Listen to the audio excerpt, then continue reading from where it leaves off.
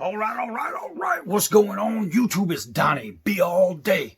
Oh yeah. So, guys, I'm bringing you a blade, and I have to say I'm pretty excited about it.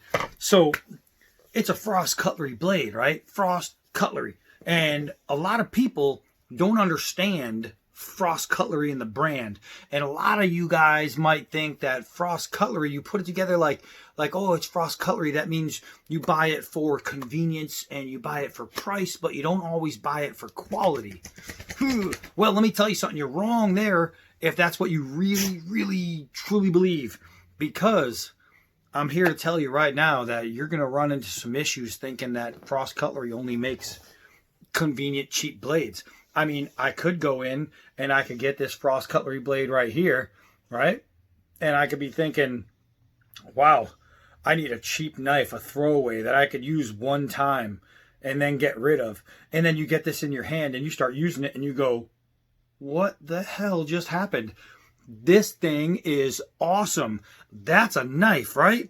And so you start thinking like, all right, so maybe they're all not so bad, and you start thinking maybe you're going to look at them differently, and you're not going to just see knives that are convenient and cheap. No, you're going to start looking at knives thinking, wow, that's a must-own. And speaking of must-own, my D2 steel sling blade from Frost Cutlery, but you could see I used the crap out of this one, and it is still flawless. I love this knife. This is one of those ones that you see and you think, gotta have it. G10, D2, ball bearing, just amazing, fast flipper.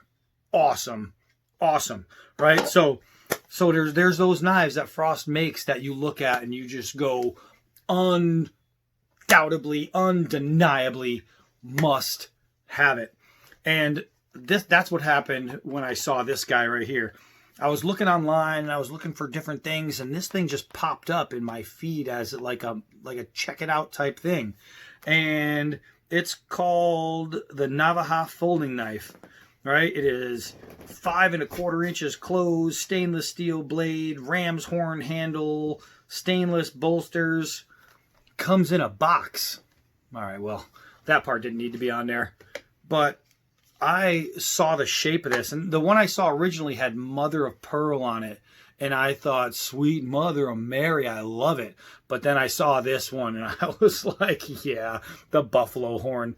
Look how much blade sticks out of there. When you're thinking to Grandpa's old little whittler there that he used, holy moly. Grandpa's whittler, let me tell you something, this will open up you a whole new box of yeehaw right here playing with this guy, because this is not Granddaddy's whittler. This is a knife. Look at the belly on this blade. Look at the contouring and the shape of this beautiful handle. How well it fits the hand is just something that you have to experience. This is a meaty blade for an unlocking folder, right? When you think of a folding knife, you think of those little guys, not this one because it actually has a log in the back and it's awesome, but you think of something that size, right? When you're thinking of folders, you're not thinking of something like this. You're not thinking of something with bone and silver and beauty and all that, but you're not thinking of these big, bad, awesome, girthy blades. And I want to see, it looks like an 1/8. That's what it looks like to me. And it is. It's an 1/8 thick on a folder, right? Oh, it's Frost Cutlery. Yeah, imagine that. Frost Cutlery. And it's even got a choil. You got a choil so you can really choke up, because when you're talking about a folder, that's what you're going to be doing. This is going to be a carving, whittler type knife, which I can even use if I have to for self-defense, but there's other knives for that. I mean, I'm not pointing any fingers, but this right here is an all-out whittler. This is an all-out, everyday type carry. Just do whatever you want with it. Now, the blade length is 4 inches, and it's 4 inches of 1/8 thick stainless steel that sits in a beautiful package. Right now we are getting a bunch of rain outside. I love this, man. I love this. I mean, I saw that Frost Cutlery and didn't think, oh, I'll get this because it's cheap. No, I saw this and said, I don't care how much it costs, I'm getting that. This is a beautiful freaking knife. But like I said, it's raining outside, so whatever I do, I'm going to have to do in here just because the weather's bad. But I mean, oh, it just glides. It glides through anything I push it through. Absolutely loving this knife. Let's see. I'll use the old choil here, and we're gonna just cut corners right there. We'll cut a corner right here, and we're gonna open this up, and we're gonna get this edge going. Whoop, whoop, whoop. It's just so nice. Now, I didn't do an initial edge test. Let's figure this out. Oh, it is pulling some hairs.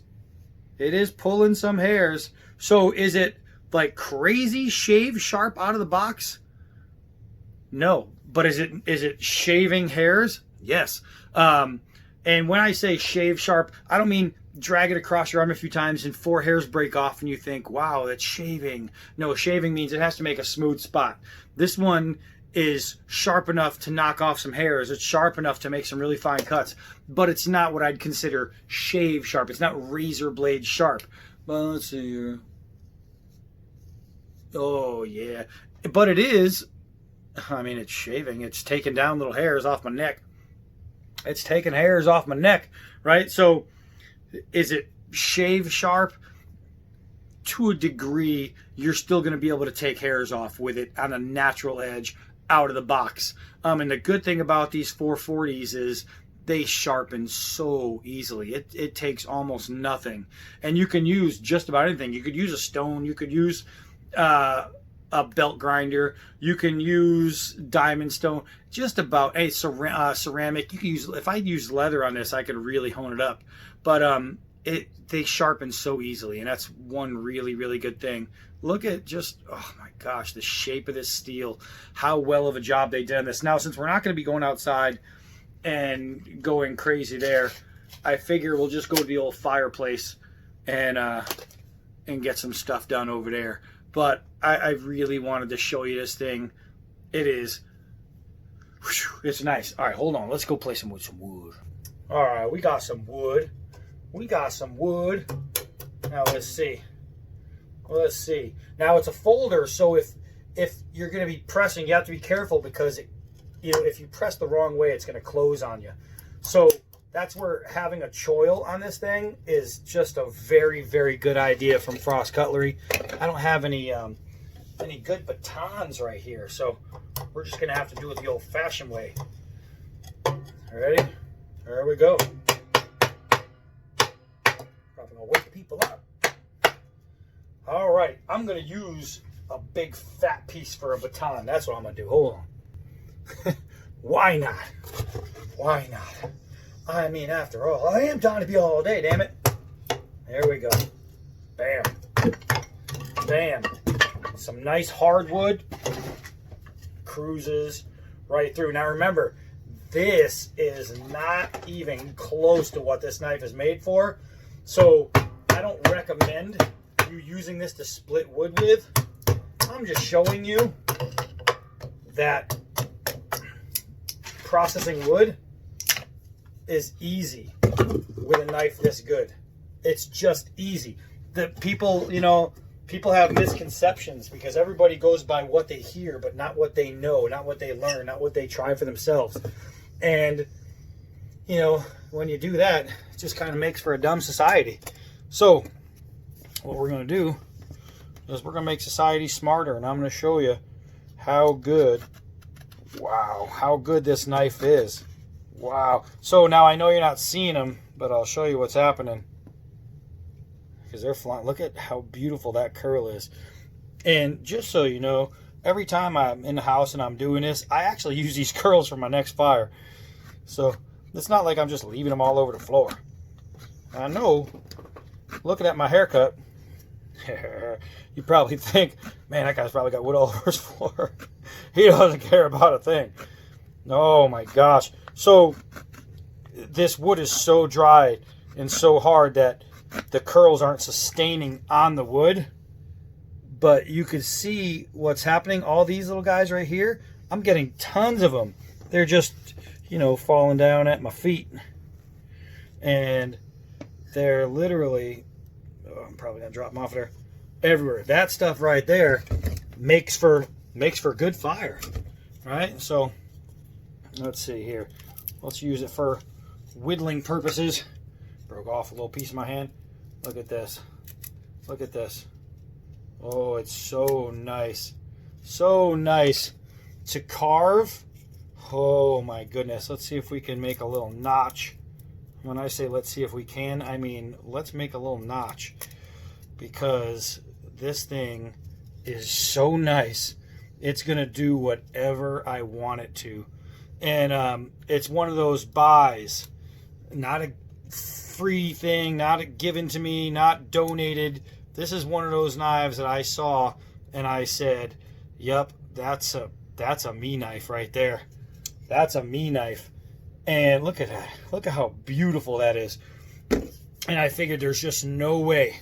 There's just no way I'm going through life without owning this knife.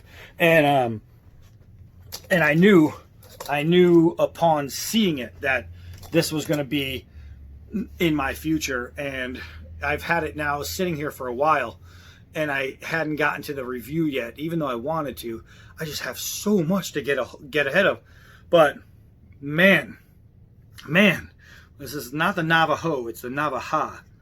So it's the TS 283. So Tango Sierra 283 right there. And I'll let you see, it is the Navaja, right?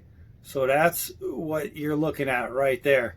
And you know, I didn't even bring you this one. This is one of Frost Cutlery Steel Warrior. It's their higher end stuff. Oh my God, when you put this in your hand, I mean, I own K-Bar, I own Buck, I own Case, I own all these different knives, these high-end brands, expensive brands.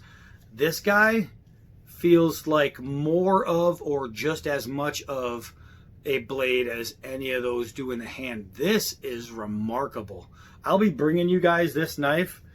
I just haven't gotten to it yet, of course, because I have so much.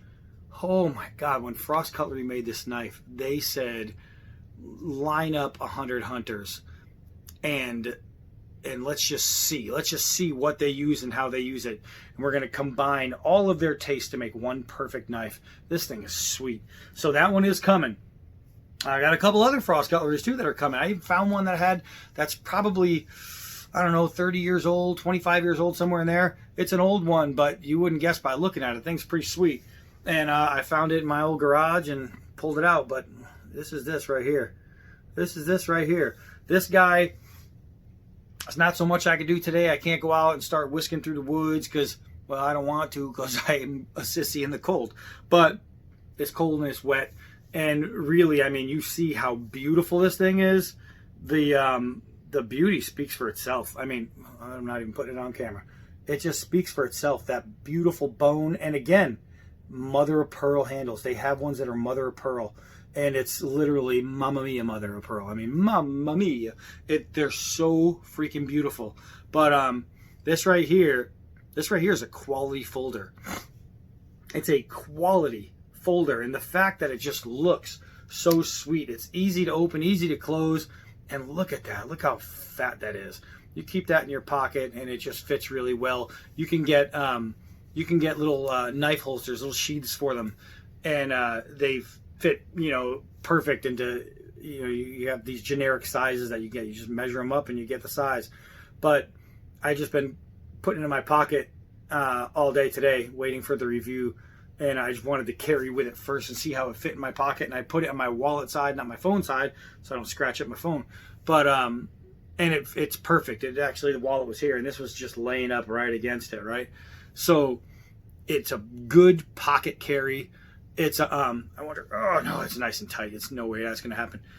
Nice and tight. It's built pretty well. It's built actually very well. Not pretty well. It's built very well. Let's see if we can hear the click. Click. It's just a nice, opening, nice closing knife. It really snaps closed. Boom. And opening. Whew, just, it's, you could feel it. You could feel it pop in, pop out. And it's just a really, really good knife. Oh, and here I didn't even mention, look at the spine. The spine is tooled. All that file work right there, it just adds to the knife. It just adds to its beauty. You can see the steel liners right there, how perfect it is, how beautiful. It's just a beautiful, beautiful knife.